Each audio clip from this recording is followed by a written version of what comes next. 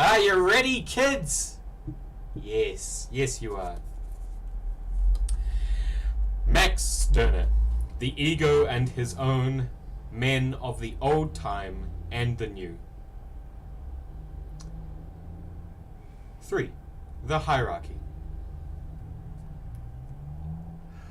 Oh yeah, I just remembered that this segment definitely has some archaic language in it, and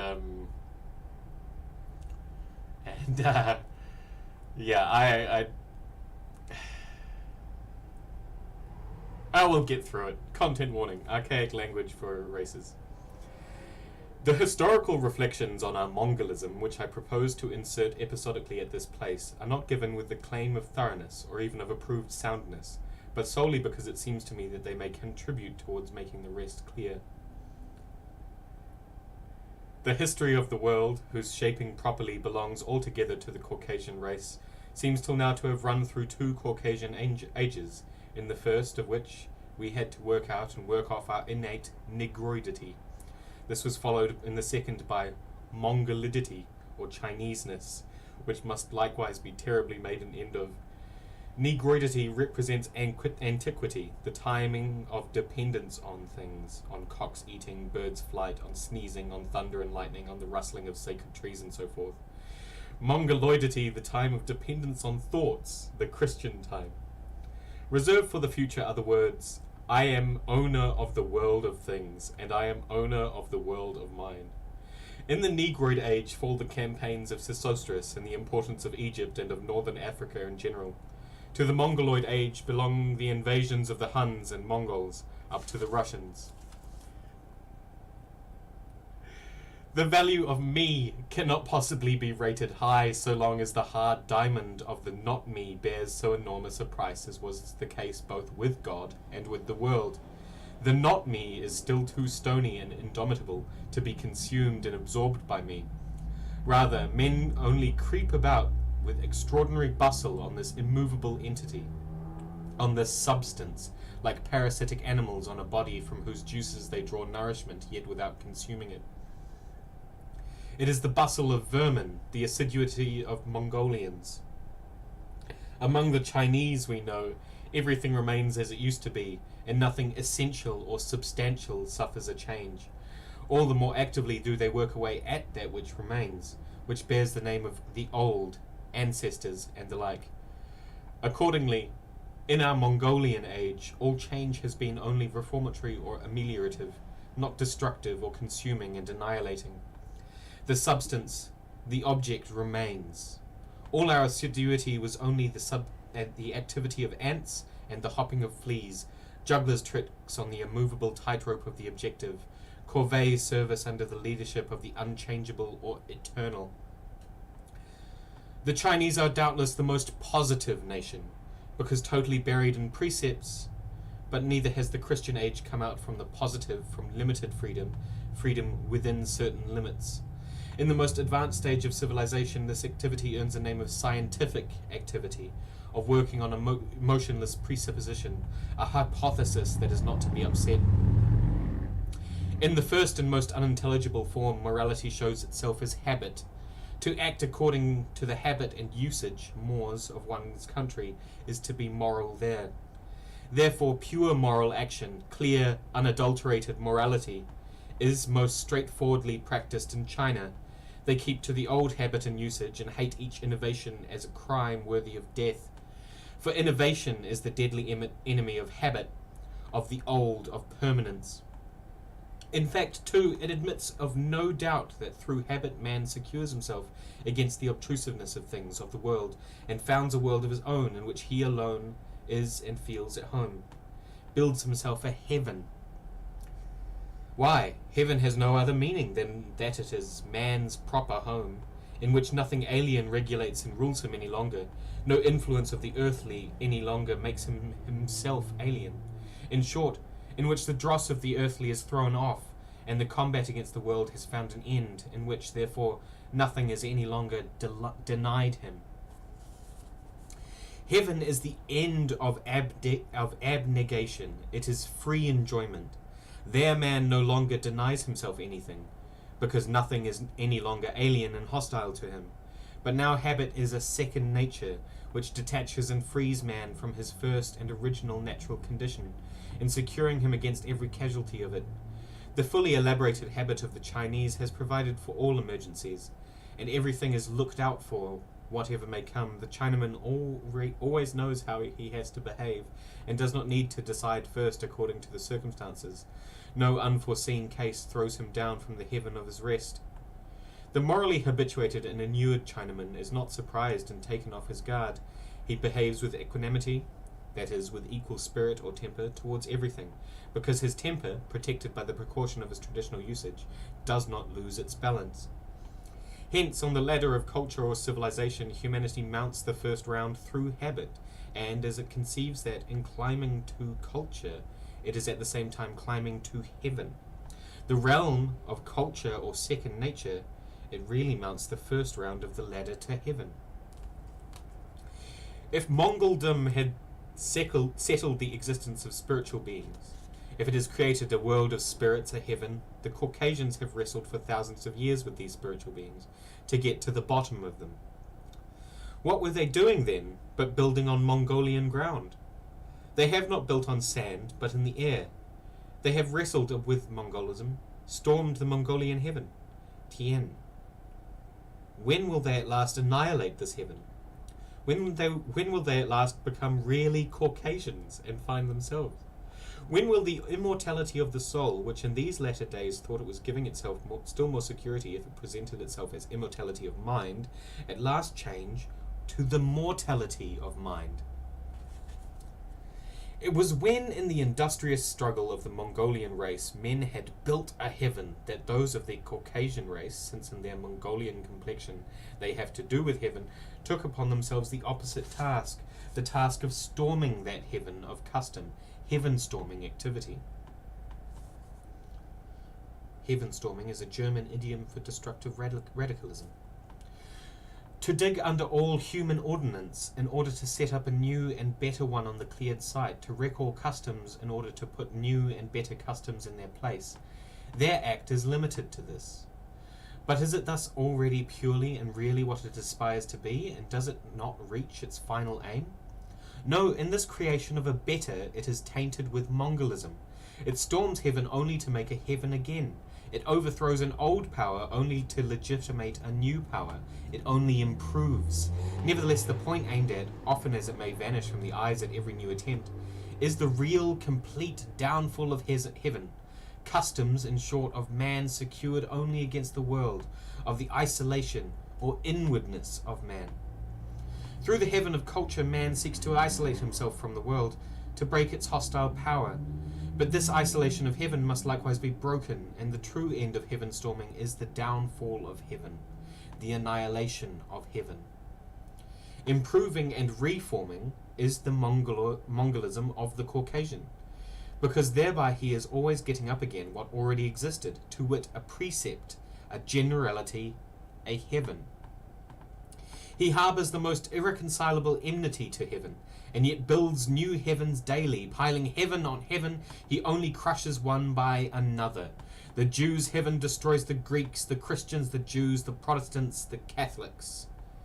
If the heaven-storming men of Caucasian blood throw off their Mongolian skin, they will bury the emotional man under the ruins of the monstrous world of emotion, the isolated man under his isolated world, the paradisiacal man under his heaven. And heaven is the realm of spirits, the realm of freedom of the spirit. The realm of heaven, the realm of spirits and ghosts, has found its right standing in the speculative philosophy. Here it was stated as the realm of thoughts, concepts, and ideas. Heaven is peopled with thoughts and ideas, and this realm of spirits is then the true reality. To want to win freedom for the spirit is Mongolism. Freedom of the spirit is Mongolian freedom. Freedom of feeling, moral freedom, and so forth. We may find the word morality taken as synonymous with spontaneity, self-determination, but that is not involved in it. Rather has the Caucasian shown himself spontaneous only in spite of his Mongolian morality. The Mongolian heaven or morals remained the strong castle, and only by storming incessantly at this castle did the Caucasian show himself moral. If he had not had to do with morals at all any longer, if he had not therein his indomitable, continual enemy, the relation to morals would cease, and consequently morality would cease. That his spontaneity is still a moral spontaneity, therefore, is just the mongoloidity of it, is a sign that in it he has not arrived at himself. Moral spontaneity corresponds entirely with religious and orthodox philosophy. Constitutional monarchy, the Christian state, freedom within certain limits, the limited freedom of the press, or in a figure to the hero fettered to a sick bed. Man has not really vanquished shamanism, and it spooks till he possesses the strength to lay aside not only the belief in ghosts or in spirit, but also the belief in the spirit.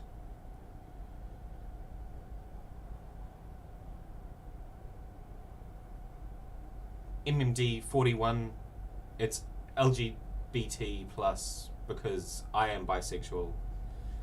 Stirner has a lot of relevancy to queer people, especially queer people fighting against moral and religious laws. And my moderators are queer themselves.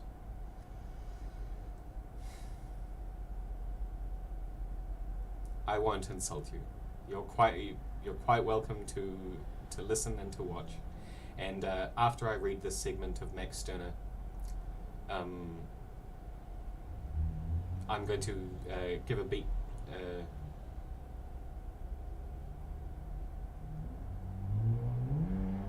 Do you want to cut it out, MMD 41?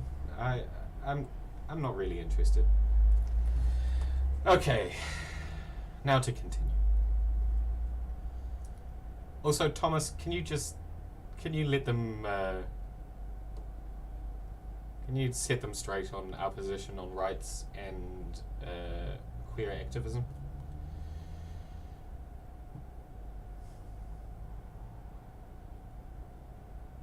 Man has not really vanquished shamanism and its spooks till he possesses the strength to lay aside not only the belief in ghosts or in spirits, but also the belief in the spirit. He who believes in a spook no more assumes the introduction of a higher world than he who believes in the spirit, and both seek behind the sensual world a supersensual one. In short, they produce and believe another world, and this other world, the product of their mind, is a spiritual world, for their senses grasp and know nothing of another, a non-sensual world, only their spirit lives in it. Going on from this Mongolian belief in the existence of spiritual beings to the point that the proper being of man too is his spirit, and that all care must be directed to this alone, to the welfare of his soul, is not hard. Influence on the spirit, so-called moral influence, is hereby assured. Hence it is manifest that Mongolism represents utter absence of any rights of the sensuous, represents non-sensuous and unnature, and that sin and the consciousness of sin was our Mongolian torment that lasted thousands of years. But who then will dissolve the spirit into its nothing? He who by means of the spirit set forth nature as the null, finite, transitory. He alone can bring down the spirit too, to like nullity. I can, each one among you can, who does his will and as an absolute I. In a word, the egoist can. Before the sacred, people lose all sense of power and all confidence. They occupy a powerless and humble attitude toward it. And yet no thing is sacred in and of itself. But by my declaring it sacred, by my declaration, my judgment, my bending the knee, in short, by my conscience. Sacred is everything for which the egoist is to be unapproachable, not to be touched, outside his power, above him. Sacred, in a word, is every matter of conscience. For this is a matter of conscience to me means simply, I hold this sacred. For little children, just as for animals, nothing sacred exists. Because in order to make room for this conception, one must already have progressed so far in understanding that he can make distinctions like good and bad, warranted and unwarranted. Only at such a level of reflection or intelligence, the proper standpoint of religion, can unnatural, that is brought into existence by thinking, reverence, sacred dread step into the place of unnatural fear. To this sacred dread belongs holding something outside oneself for mightier, greater, better warranted, better, the attitude in which one acknowledges the might of something alien, not merely feels it then, but expressly acknowledges it, admits it, yields, surrenders, let himself be tied, devotion, humility, servility, submission. Here walks the whole ghostly troop of the Christian virtues. Everything toward which you cherish any respect or reverence deserves the name of sacred. You yourselves, too, say that you would feel a sacred dread of laying hands on it, and you give this tinge even to the unholy, gallows, crime, etc. You have a horror of touching it. There lies in it something uncanny that is unfamiliar or not your own. If something or other did not rank as sacred in a man's mind, why, then, all bars would be let down to self-will, to unlimited subjectivity. Fear makes the beginning, and one can make himself fearful to the coarsest man, already, therefore, a barrier against his insolence. But in fear there always remains the attempt to liberate oneself from what is feared, by guile, deception, tricks, etc. In reverence, on the contrary, it is quite otherwise. Here something is not only feared, but also honoured. What is feared has become an inward power, by which I can no longer get clear of. I honour it, am captivated by it, and devoted to it. Belong to it, by the honour which I pay it. I am completely in its power.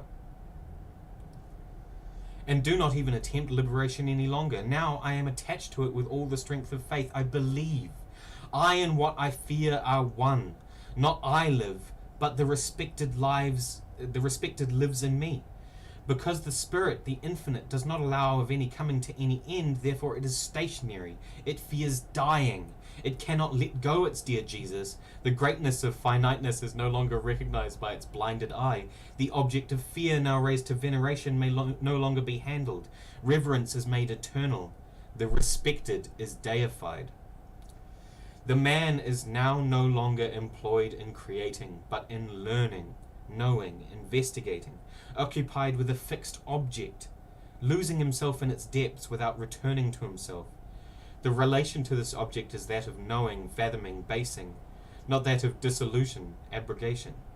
Man is to be religious, that is settled. Therefore people busy themselves only with the question how this is to be attained, what is the right meaning of religiousness, etc. Quite otherwise when one makes the axiom itself doubtful and calls in it question, even though it should go to smash. Morality too is such a sacred conception. One must be moral and must look only for the right how, the right way to be so. One dares not go at morality itself with the question, and whether it is not an illusion, it remains exalted above all doubt, unchangeable. And so we go on with the sacred, grade after grade, from the holy to the holy of holies.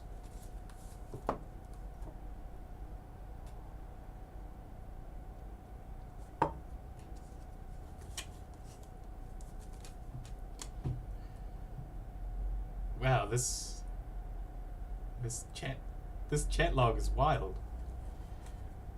Fantastic. Men are sometimes divided into two classes, cultured and uncultured.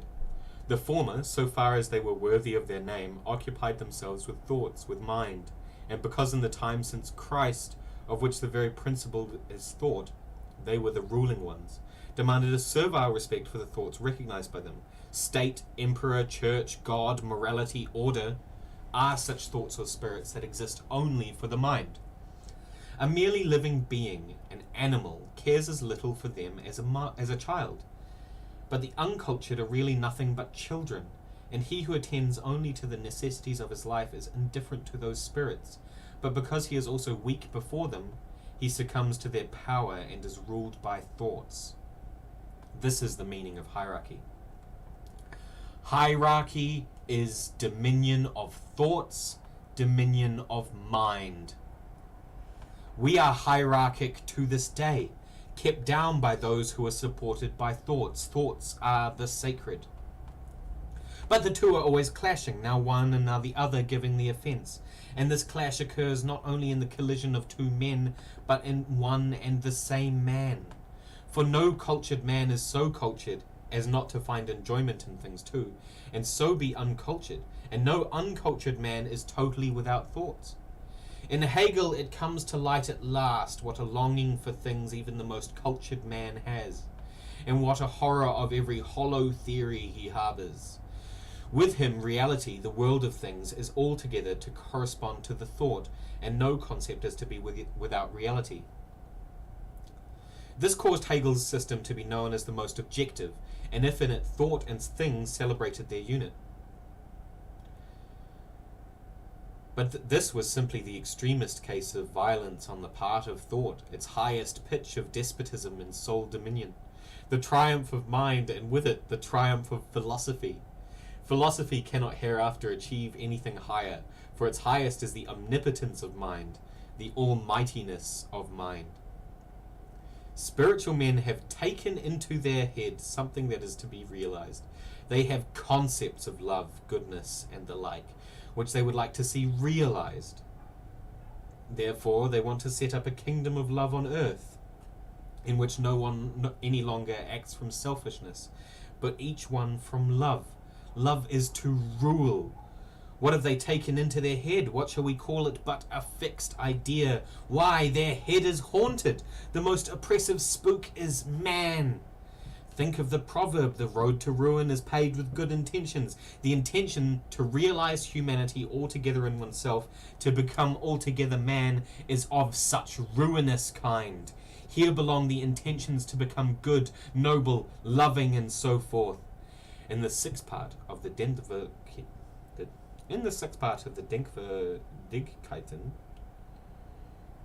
a work in 12 parts by Bruno Bauer, page 7, Bruno Bauer says, that middle class, which was to receive such a terrible importance for modern history, is capable of no self-sacrificing action, no enthusiasm for an idea, no exaltation. It devotes itself to nothing but the interests of its mediocrity, i.e. it remains always limited to itself, and conquers at last only through its bulk, with which it has succeeded in tiring out the efforts of passion, enthusiasm, consistency through its surface, into which it absorbs a part of the new idea. And on page 6, it has turned the revolutionary ideas for which not it, but unselfish or impassioned men sacrifice themselves solely to its own profit, has turned spirit into money.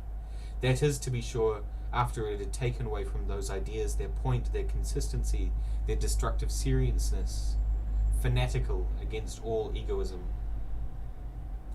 These people then are not self-sacrificing, not enthusiastic, not idealistic, not consistent, not zealots. They are egoists in the usual sense, selfish people, looking out for their advantage, sober, calculating. Who then is self-sacrificing? In the full sense, surely, he who ventures everything else for one thing, one object, one will, one passion. Is not the lover self-sacrificing who forsakes father and mother, endures all dangers and privations to reach his goal? Or the ambitious man who offers up all his desires, wishes, and satisfactions to the single passion? Or the avaricious man who denies himself everything to gather treasures, or the pleasure seeker? He is ruled by a passion to which he brings the rest as sacrifices. And are all these self-sacrificing people perchance not selfish, not egoist, as they have only one ruling passion, so they provide for only one satisfaction, but for this the more strenuously, they are wholly absorbed in it. Their entire activity is egoistic, but it is a one-sided, unopened, narrow egoism. It is possessedness. Why, those are pretty passions by which, on the contrary, man must not let himself be enthralled. Man must make sacrifices for a great idea, a great cause. A great idea, a good cause, is, it may be, the honour of God, for which innumerable people have met death. Christianity, which has found its willing martyrs, the Holy Catholic Church, which has greedily demanded sacrifices of heretics, liberty and equality, which were waited on by bloody guillotines. He who lives for a great idea, a good cause, a doctrine, a system, a lofty calling, may not let any worldly lusts, any self-seeking interests spring up in him. Here we have the concept of clericalism, or as it may also be called in its pedagogic activity, schoolmasterliness, for the idealists play the schoolmaster over us. The clergyman is especially called to live to the idea and to work for the idea, the truly good cause. Therefore the people feel how little it befits him to show worldly haughtiness, to desire good living, to join in such pleasures as dancing and gaming. In short, to have any other than a sacred interest. Hence too, doubtless, is derived the scanty salary of teachers, who are to feel themselves repaid by the sacredness of their calling alone, and to renounce other enjoyments. Even a directory of the sacred ideas, one or more of which man is looked upon as his calling, is not lacking. Family, fatherland, science, etc., may find in me a servant faithful to his calling.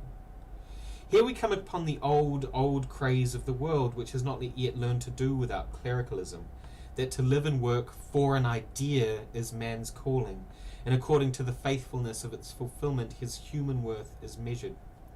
This is the dominion of the idea. In other words, it is clericalism. Thus Robespierre and Saint-Just were priests through and through, inspired by the idea, enthusiasts, consistent instruments of this idea, idealistic men. So Saint-Just exclaims in a speech, "There is something terrible in the sacred love of country. It is so exclusive that it sacrifices everything to the public interest without mercy, without fear, without human consideration. It hurls Manlius down the precipice, it sacrifices its private inclinations. It leads Regulus to Carthage, throws a Roman into the chasm, and sets Marat as victim of his devotion in the Pantheon." Now over against these representatives of ideal or sacred interests stands a world of innumerable personal, profane interests. No idea, no system, no sacred cause is so great as never to be outrivaled and modified by these personal interests. Even if they are silent momentarily and in times of rage and fanaticism, yet they soon come uppermost again through the sound sense of the people. These ideas do not completely conquer till they are no longer hostile to personal interests, till they satisfy egoism. The man who is just now crying herrings in front of my window has a personal interest in good sales. And if his wife or anybody else wishes him the like, this remains a personal interest all the same. If, on the other hand, a thief deprived him of his basket, and there would at once arise an interest of many, of the whole city, of the whole country, or in a word, of all who abhor theft, an interest in which the herring seller's person would become indifferent. In its place, the category of the robbed man would come to the foreground. But even here all might yet resolve itself into a personal interest, each of the partakers reflecting that he must concur in the punishment of the thief, because unpunished stealing might otherwise become general, and cause him too to lose his own. Such a calculation, however, can hardly be assumed on the part of many, and we shall rather hear the cry that the thief is a criminal. Here we have before us a judgment, the thief's action receiving its expression in the concept crime. Now the matter stands thus.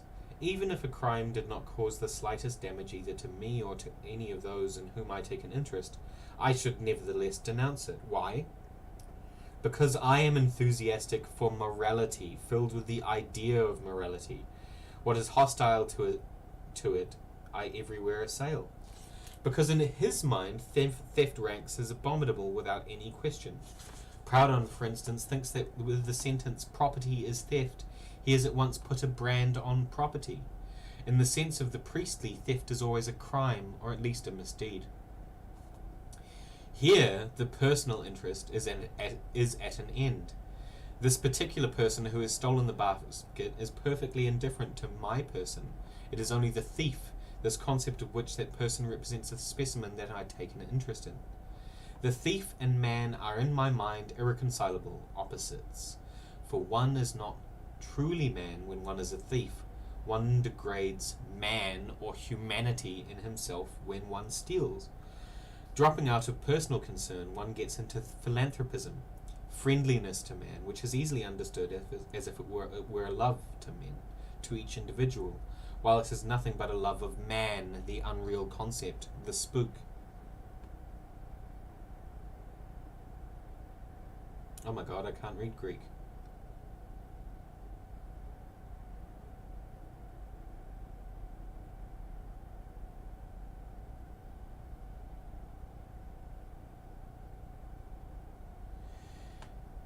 It is not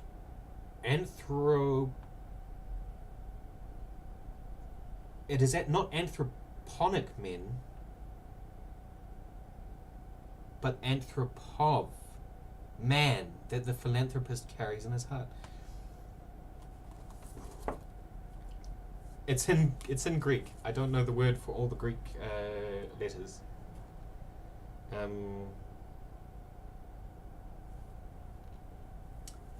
Yes, but it does read anthroponic men. But anthropon, man. That the philanthropist. It is not tous anthroponic men, but anthropon, man, that the philanthropist carries in his heart. To be sure, he cares for each individual, but only because he wants to see his beloved ideal realized everywhere. But there is nothing said here of care for me, you, us, that would be personal interest and belongs under the head of worldly love. Philanthropism is a heavenly, spiritual, a priestly love. Man must be restored in us, even if thereby we poor devils should come to grief. It is the same priestly principle that the famous fiat justitia, periat mundus, man and justice are ideas, ghosts for the love of which everything is sacrificed, therefore the priestly spirits are the self-sacrificing ones.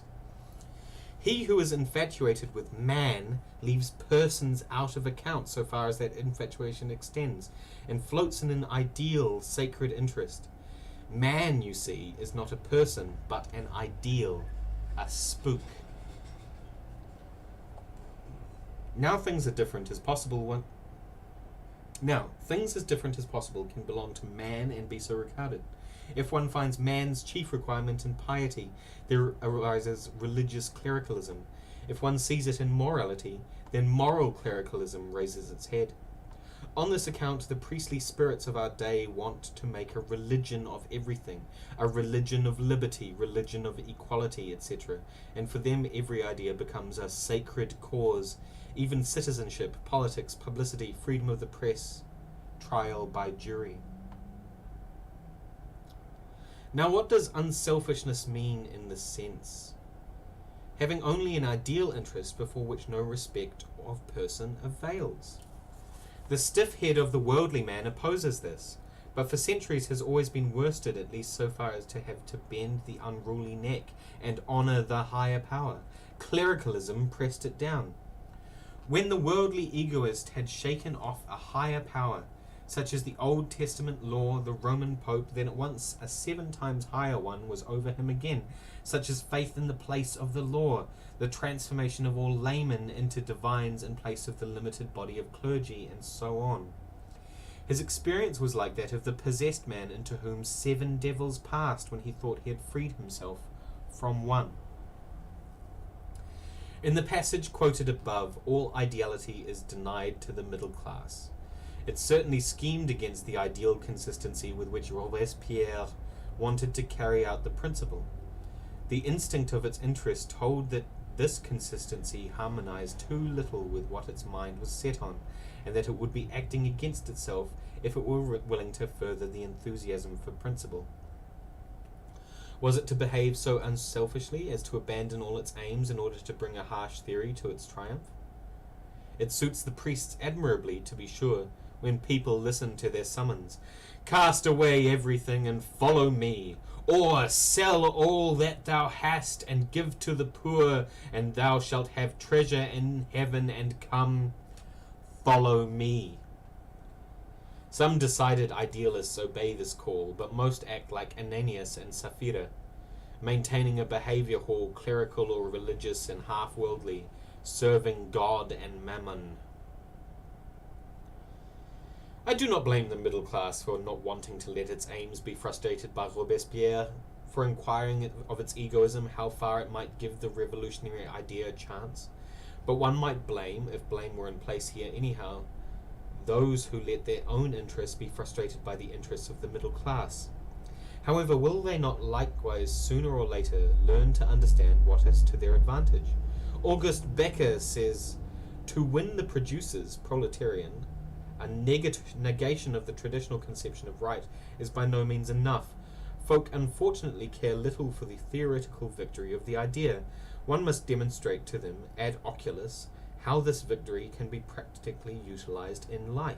And page 32, you must get hold of folks by their real interests if you want to work upon them. Immediately after this, he shows how fine looseness of morals is already spreading among our peasants, because they prefer to follow their real interests rather than the commands of morality. Because the revolutionary priests or schoolmasters served man, they cut off the heads of men.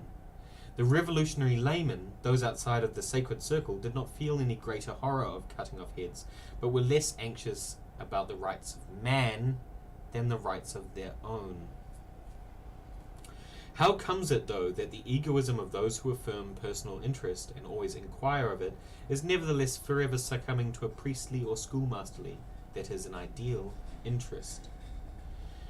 Their person seems to them too small, too insignificant, and is so in fact to lay claim to everything and be able to put itself completely in force.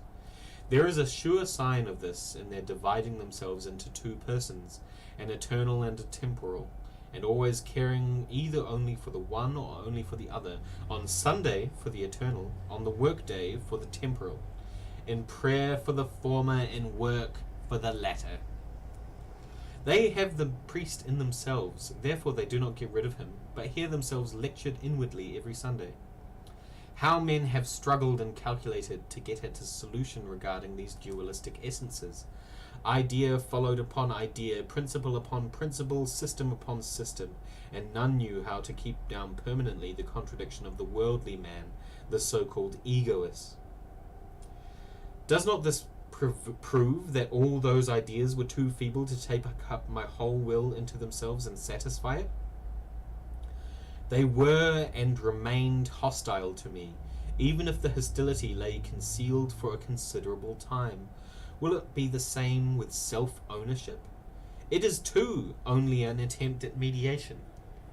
Whatever principle I turned to, it might be to that of reason. I always had to turn away from it again. Or can I always be rational, arrange my life according to reason in everything? I can no doubt strive after rationality. I can love it. Just as I can also love God and every other idea. I can be a philosopher, a lover of wisdom, as I love God. But what I love, what I strive for, is only in my idea, my conception, my thoughts. It is in my heart, my head. It is in me, like the heart, but it is not I am not it. To the activity of priestly minds belongs especially what one hears called moral influence. Moral influence takes its start where humiliation begins. Yes, it is nothing else than this humiliation itself, the breaking and bending of the temper down to humility. If I call to someone to run away when a rock is to be blasted, I exert no moral influence by this demand. If I say to the child, you will go hungry if you will not eat what is put on the table, that is not moral influence. But if I say to it, you will pray, honor your parents, respect the crucifix, speak the truth, for this belongs to man and is man's calling, or even this is God's will, then moral influence is complete.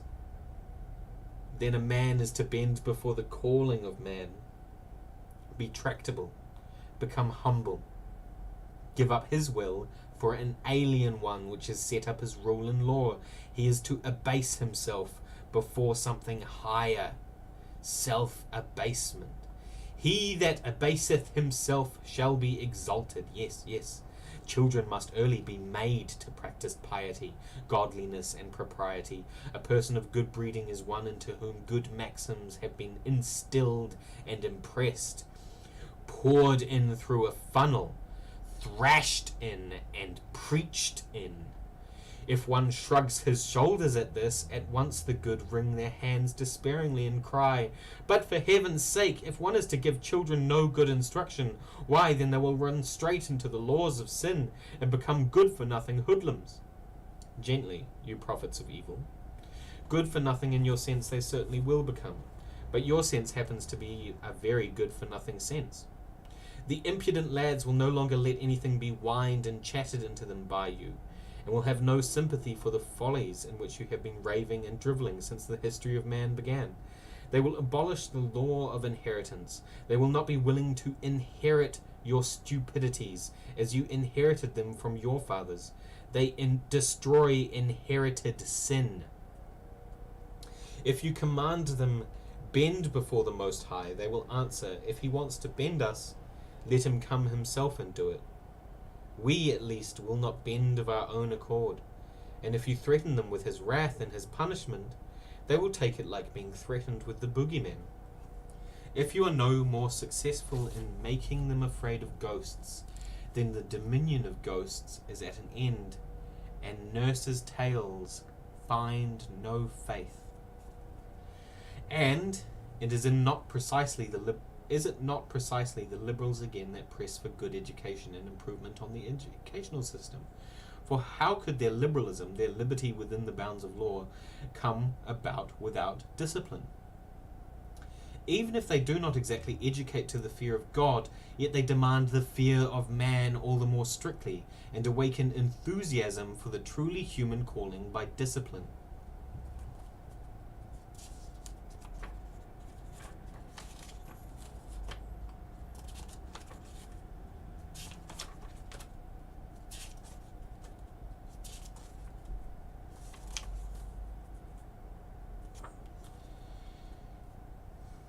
A long time passed away, in which people were satisfied with the fancy that they had the truth, without thinking seriously whether perhaps they themselves must be true to possess the truth. This time was the Middle Ages, with the common consciousness, the consciousness which deals with things, that consciousness which has receptivity only for things, or for what is sensuous and sense-moving. They thought to grasp what did not deal with things, and was not perceptible by the senses. As one does indeed also exert his eye to see the remote, or laboriously exercise his hand till its fingers have become dexterous enough to press the keys correctly, so they chasten themselves in the most manifold ways, in order to become capable of receiving the supersensual wholly into themselves. But what they chastened was, after all, only the sensual man, the common consciousness, so-called finite or objective thought. Yet, as this thought, this understanding, which Luther decries under the name of reason, is incapable of comprehending the divine, its chastening contributed just as much to the understanding of the truth as if one exercised the feet year in and year out in dancing, and hoped that in this way they would finally learn to play the flute. Luther, with whom the so-called Middle Ages end, was the first who understood that the man himself must become other than he was if he wanted to comprehend truth, must become as true as truth itself. Only he who already has the truth in his belief, only he who believes in it, can become a partaker of it. Only the believer finds it accessible and sound its depths. Only that organ of man which is able to blow can attain the further capacity of flute playing, and only that man can become a partaker of truth who has the right organ for it. He who is capable of thinking only what is sensuous, objective, pertaining to things, figures to himself in truth only what pertains to things. But truth is spirit, stuff already altogether inappreciable by the senses, and therefore only for the higher consciousness, not for that which is earthly minded. With Luther, accordingly, dawns the perception, that truth, because it is a thought, is only for the thinking man. And this is to say that man must henceforth take an utterly different standpoint, to wit, the heavenly, believing, scientific standpoint, or that of thought in relation to its object, the thought that of mind in relation to mind. Consequently, only the like apprehend the like. You are like the spirit that you understand. Because Protestantism broke the medieval hierarchy, the opinion could take root that hierarchy in general had been shattered by it, and it could be wholly overlooked that it was precisely a reformation, and so a reinvigoration of the antiquated hierarchy. That medieval hierarchy had been only a weakly one, as it had to let all possible barbarism of unsanctified things run on and uncoerced beside it, and it was the Reformation that first steeled the power of hierarchy. If Bruno Bauer thinks, as the Reformation was mainly the abstract rendering of the religious principle from art, state, and science, and so its liberation from those powers with which it had joined itself in the antiquity of the Church and the hierarchy of the Middle Ages, so too the theological and ecclesiastical movements which proceeded from the Reformation are only the consistent carrying out of this abstraction of the religious principle from the other powers of humanity. I regard precisely the opposite as correct, and think that the dominion of spirits, or freedom of mind, which come to the same thing, was never before so all-embracing and all-powerful, because the present one, instead of rending the religious principle from art, state, and science, lifted the latter altogether out of secularity into the realm of spirit and made them religious.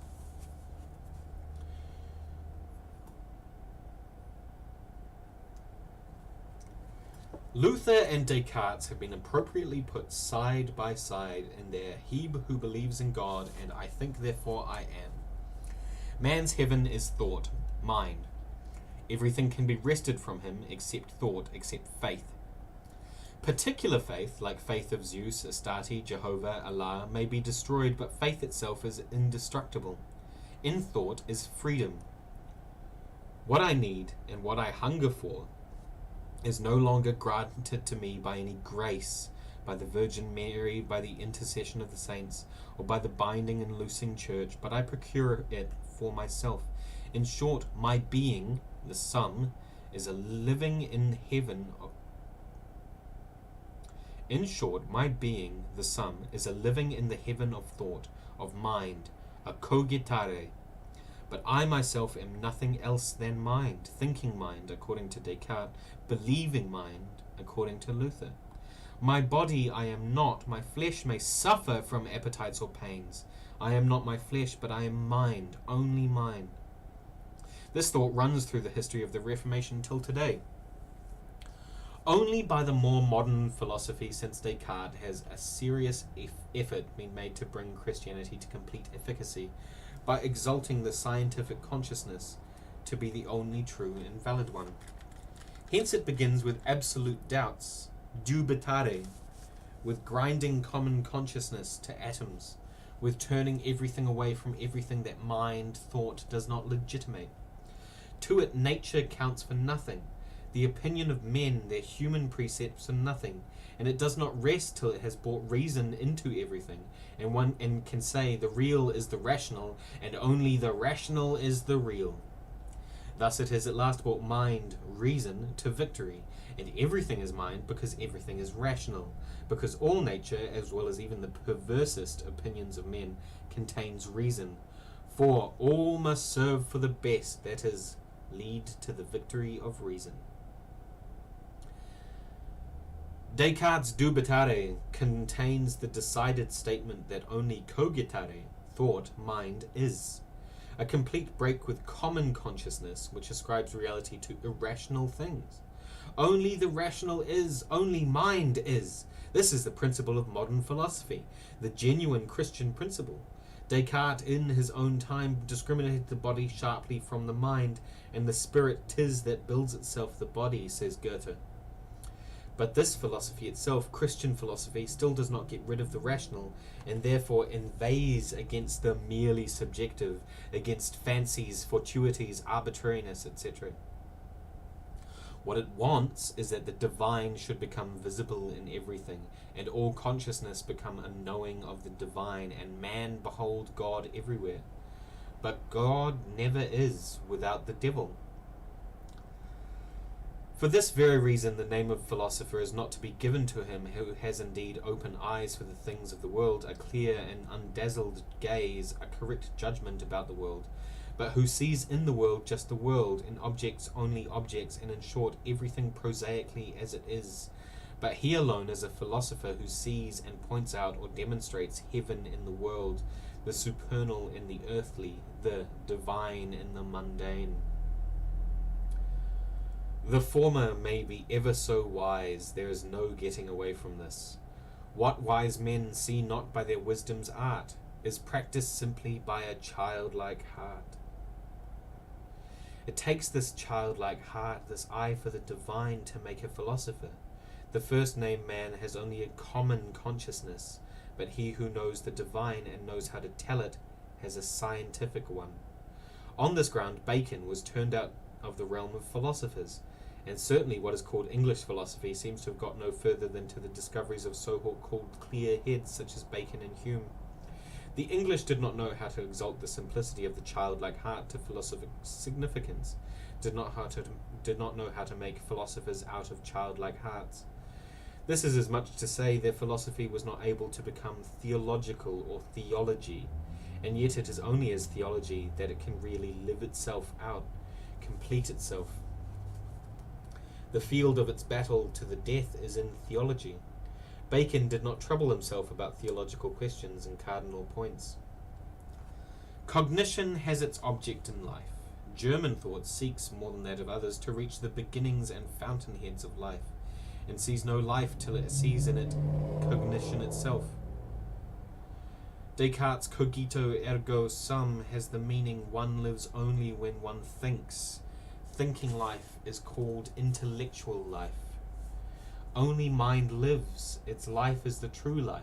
Then, just so in nature, only the eternal laws, the mind or the reason of nature, are its true life. In man, as in nature, only the thought lives, everything else is dead. To this abstraction to the life of generalities or of that which is lifeless, the history of mind had to come. God, who is spirit, alone lives. Nothing lives but the ghost. How can one try to assert of modern philosophy or modern times that they have reached freedom, since they have not freed us from the power of objectivity? Or am I perhaps free from a despot when I am not afraid of the personal potentate, to be sure, but of every infraction of the loving reverence which I fancy I owe him? The case is the same with modern times.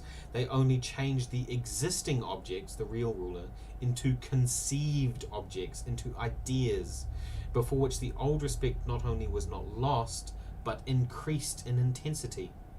Even if people snapped their fingers at God and the devil in their former crass reality, people devoted only the greater attention to their ideas. They are rid of the evil one, evil is left. The decision having once been made not to let oneself be imposed on any longer by the extant and palpable, little scruple was felt about revolting against the existing state or overturning the existing laws, but to sin against the idea of the state, not to submit to the idea of law. Who would have dared that? So one remained a citizen and law-respecting loyal man, yes. One seemed to himself to be only so much more law-respecting the more rationalistically one abrogated the former defective law in order to do homage to the spirit of the law. In all this, the objects had only suffered a change of form. They had remained in their preponderance and preeminence. In short, one was still involved in obedience and possessiveness, lived in reflection, and had an object on which one reflected, which one respected, and before which one felt reverence and fear.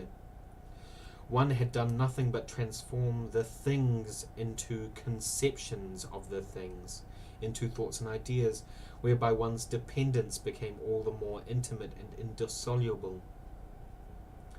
Thus it is not hard to emancipate oneself from the commands of parents, or to set aside the admonitions of uncle and aunt, the entreaties of brother and sister, but the renounced obedience easily gets into one's conscience, and the less one does give away to individual demands because he rationalistically, by his own reason, recognizes them to be unreasonable, so much the more conscientiously does he hold fast to filial piety and family love, and so much the harder it is for him to forgive himself a trespass against the conception which he has formed of family love and of filial duty. Released from dependence as regards the existing family, one falls into the more binding dependence on the idea of the family. One is ruled by the spirit of the family. The family consists of John, Maggie, etc., whose dominion has become powerless. It is only internalized, being left as family in general, to which one just applies the old saying, "We must obey God rather than man," whose significance here is this: I cannot, to be sure, accommodate myself to your senseless requirements, but as my family, you still remain the object of my love and care, for the family is a sacred idea, which the individual must never offend against. And this family, internalized and desensualized into a thought, a conception, now ranks as the sacred, whose despotism is tenfold more grievous because it makes a racket in my conscience. This despotism is broken when the conception family also becomes a nothing to me. The Christian dicta, "Woman, what have I to do with thee? I am come to stir up a man against his father, and a daughter against her mother," and others, are accompanied by something that refers us to the heavenly or true family, and mean no more than the state's demand, in case of a collusion between it and the family, that we obey its commands. The case of morality is like that of the family. Many a man renounces morals, but with great difficulty the conception morality. Morality is the idea of morals. Their intellectual power, their power over the conscience, on the other hand. Morals are too material to rule the mind, and do not fetter an intellectual man, so-called independent, a free thinker. The Protestant may put it as he will. The Holy Scripture, the Word of God, still remains sacred for him. He whom this no longer wholly has ceased to be a Protestant, but herewith what is ordained in it, the public authorities appointed by God, etc., also remains sacred for him. For him these things remain indissoluble, unapproachable, raised above all doubt, and as doubt, which in practice becomes a buffeting, is what is most man's own, these things remain raised above himself. He who cannot get away from them will believe, for to believe in them is to be bound by them. Through the fact that in Protestantism the faith becomes a more inward faith, the servitude has also become a more inward servitude. One has taken those sanctities up into himself, entwined them with all his thoughts and endeavours, made them a matter of conscience, constructed out of them as sacred duty for himself. Therefore what the Protestant's conscience cannot get away from is sacred to him, and conscientiousness most clearly designates his character. Protestantism has actually put a man in the position of a country governed by secret police. The spy and eavesdropper conscience watches over every moment of the mind, and all thought and action is for it a matter of conscience, that is, police business. This tearing apart of man into natural impulse and conscience, inner populace and inner police, is what constitutes the Protestant. The reason of the Bible, in place of Catholic reason of the Church, ranks as sacred, and this feeling of consciousness that the word of the Bible is sacred is called conscience. With this, then, sacredness is laid upon one's conscience. If one does not free himself from conscience, the consciousness of the sacred, he may act unconscientiously indeed, but never conscientiously. The Catholic finds himself satisfied when he fulfills the command. The Protestant acts according to his best judgment and conscience. For the Catholic is only a layman, the Protestant is himself a clergyman. Just this is the progress of the Reformation period beyond the Middle Ages, and at the same time its curse that the spiritual become complete. What else was the Jesuit moral philosophy than a continuation of the sale of indulgences? Only that the man who was relieved of his burden of sin now gained also an insight into the remission of sins, and convinced himself how really his sin was taken from him, since in this or that particular case it was so clearly no sin at all that be committed. The sale of indulgences had made all sins and transgressions permissible, and silenced every movement of conscience. All sensuality might hold sway if it was only purchased from the church. This favouring of sensuality was continued by the Jesuits, while the strictly moral, dark, fanatical, repentant, contrite, praying Protestants, as the true completers of Christianity to be sure, acknowledged only the intellectual and spiritual man. Catholicism, especially the Jesuits, gave aid to egoism in this way, found involuntary and unconscious adherence within Protestantism itself, and saved us from the subversion and extinction of sensuality. Nevertheless, the Protestant spirit spreads its dominion farther and farther, and as beside it the divine, the Jesuit spirit represents only the diabolic, which is inseparable from everything divine. The latter can never assert itself alone, but must look on and see how in France, for example, the Philistinism of Protestantism wins at last, and mind is on top. Whoa. Protestantism is usually complimented on having brought the mundane into repute again, such as marriage, the state, etc. But the mundane itself as mundane, the secular, is even more indifferent to it than Catholicism, which lets the profane world stand, yes, and relishes its pleasures, while the rational, consistent Protestant sets about annihilating the mundane altogether, and that simply by hallowing it. So marriage has been deprived of its naturalness by becoming sacred, not in the sense of the Catholic sacrament, where it only receives its consecration from the church and so is unholy at bottom, but in the sense of being something sacred in itself to begin with, a sense of being something so sacred in itself to begin with, a sacred relation. Just so the state also. Formerly the Pope gave consecration and his blessing to it and its princes. Now the state is intrinsically sacred. Majesty is sacred without needing the priest's blessing. The order of nature or natural law was altogether hallowed as God's ordinance. Hence it was said in the Augsburg Confession, Art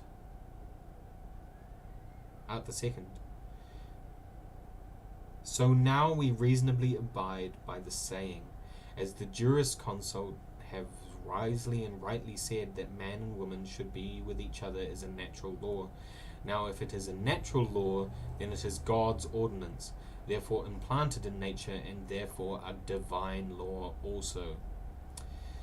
And is it anything more than Protestantism brought up to date when Feuerbach pronounces moral relations sacred, not as God's ordinance indeed, but instead for the sake of the spirit that dwells in them?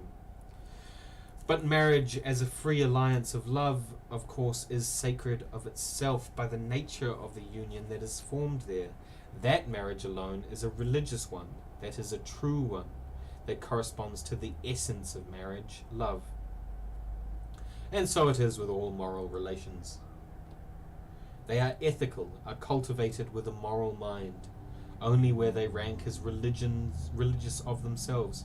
True friendship is only where the limits of friendship are preserved with religious conscientiousness, with the same conscientiousness with which the believer guards the dignity of his God.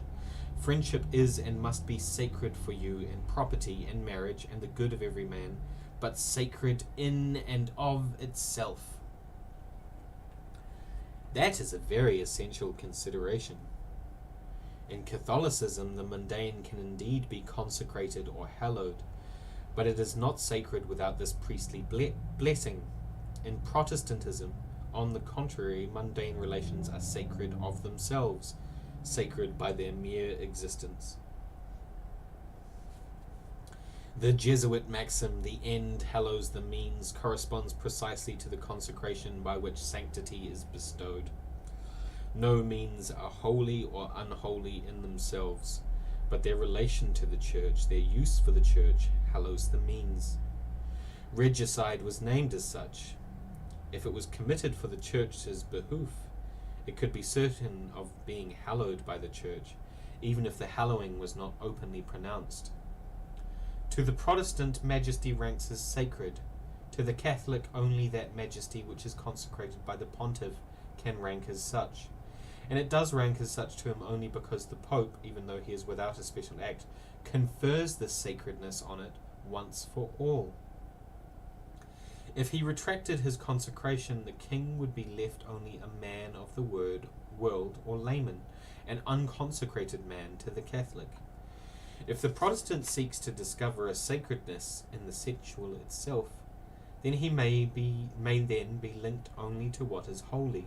The Catholic strives rather to banish the sensual from himself into a separate domain, where it, like the rest of nature, keeps its value for himself.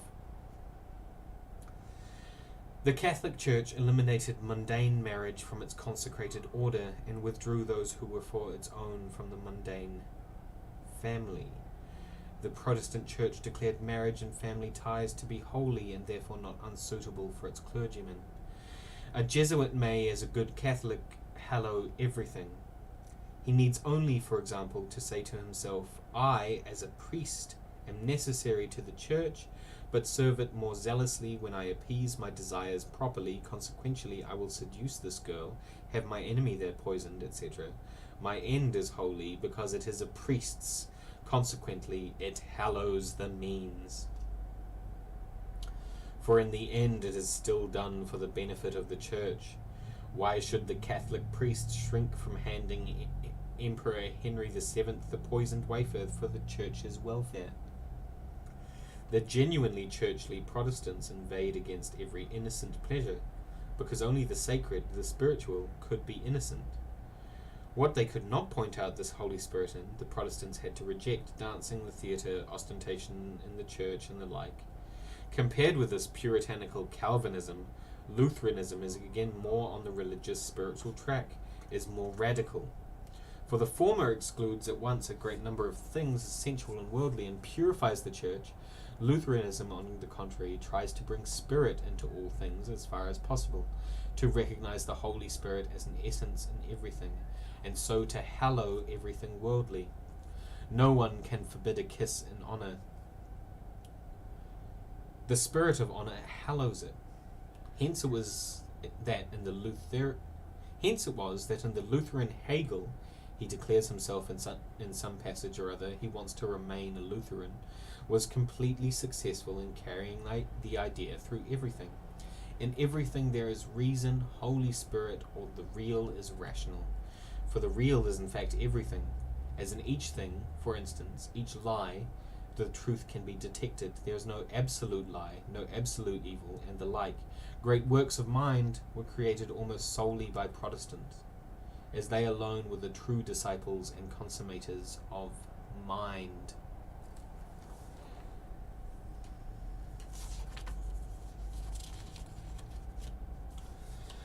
How little man is able to control. He must let the sun run its course, the sea roll its waves, the mountains rise up to heaven. Thus he stands powerless before the uncontrollable. Can he keep off the impression that he is helpless against this gigantic world? It is a fixed law to which he must submit. It determines his fate. Now what did pre-Christian humanity work toward? Toward getting rid of the eruptions of the destinies, not letting oneself be vexed by them. The Stoics attained this in apathy, declaring the attacks of nature indifferent and not letting themselves be affected by them. Horace utters the famous nil admirat, by which he likewise announces the indifference of the other, the world, is not to influence us, not to arouse our astonishment. And that imperfident ferient ruinae expresses the very same imperturbability as Psalm 46:3. We do not fear, though the earth should perish. In all this there is room made for the Christian proposition that the world is empty, for the Christian contempt of the world. The imperturbable spirit of the wise man, with which the old world worked to prepare its end, now underwent an inner perturbation against which there is no ataraxia, no stoic courage was able to protect it. The spirit, secured against all influence of the world, insensible to its shocks, and exalted above its attacks, admiring nothing, not to be concerted by any downfall of the world, foamed over irrepressibly again, because gases, spirits, were evolved in its own interior, and after the mechanical shock that comes from without had become ineffective, chemical tensions that agitate within began their wonderful play. In fact, ancient history ends with this, that I have struggled till I won my ownership of the world. All things have been delivered to me by my Father. Matthew 11:27.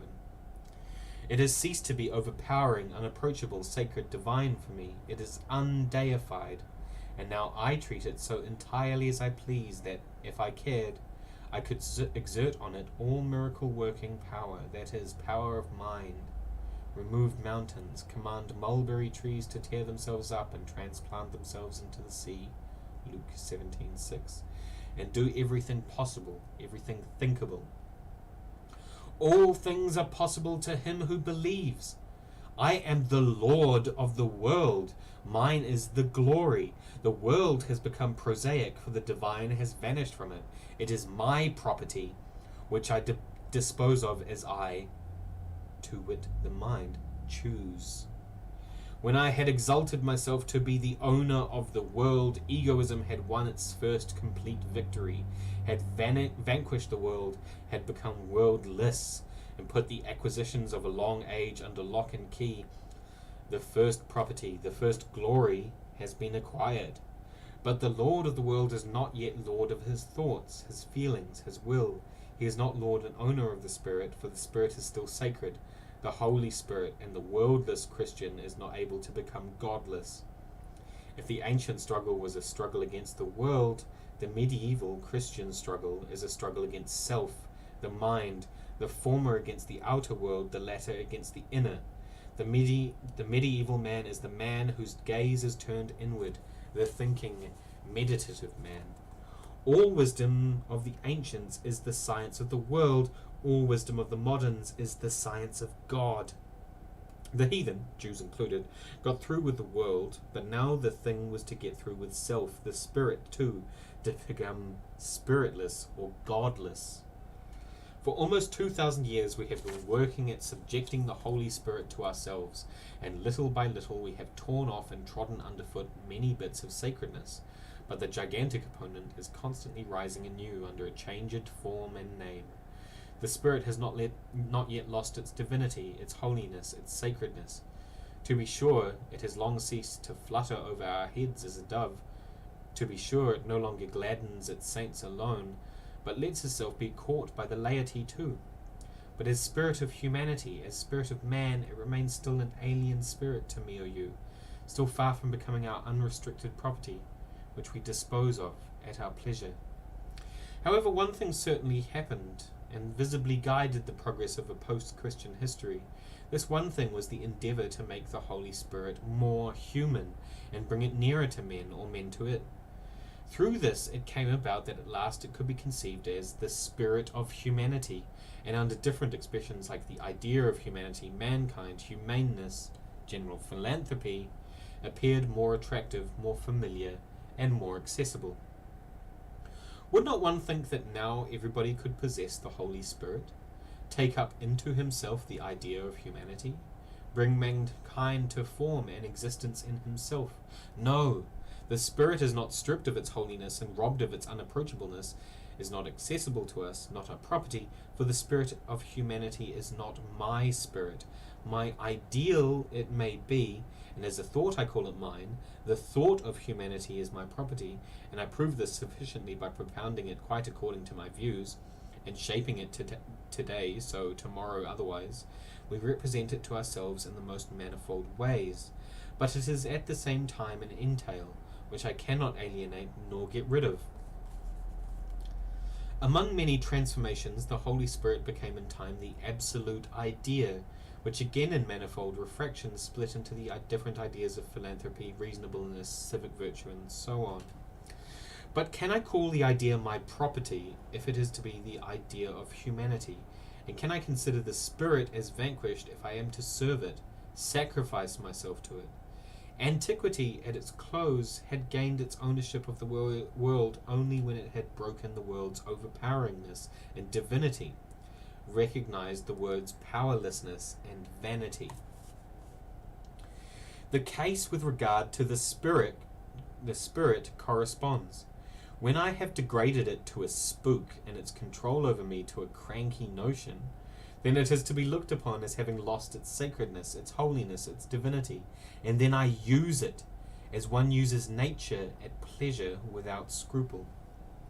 The nature of the case, the concept of the relationship, is to guide me in dealing with the case or in contracting the relation.